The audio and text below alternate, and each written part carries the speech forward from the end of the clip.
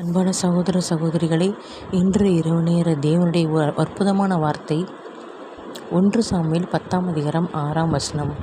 அப்பொழுது கர்த்தருடைய ஆவி அவன்மேல் இறங்குவார்.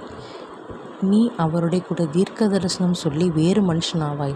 இந்த வசனத்தை கேட்டுக்கொண்டிருக்கிற தேவ ஜனங்களை, கர்த்தருடைய ஆவியானவர் நம்மை அபிஷேகிக்கும் போது நம்முடைய சிந்தை, நம்முடைய எண்ணம், நம்முடைய சொல், நம்முடைய செயல், நம்முடைய வார்த்தைகள் எல்லாம் மாறும். கர்த்தருடைய ஆவியானவர் அநேக காரியங்களை வெளிப்படுத்துவார். அநேக காரியங்கள் மூலமாக பேசுவார்.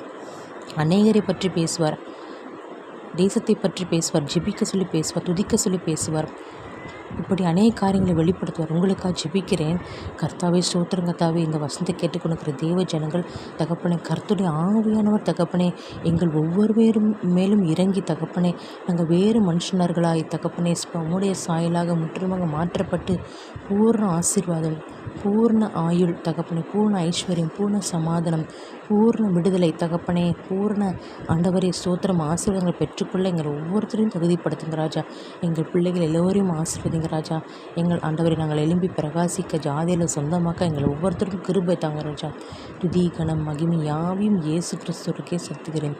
மீட்பெரும் இரட்சகமாக்கிற இயேசு கிறிஸ்து இன்ப நாமத்தில் ஜெபிக்கிறேன். என் ஜீவன் நல்ல தகப்பனே, ஆமென்.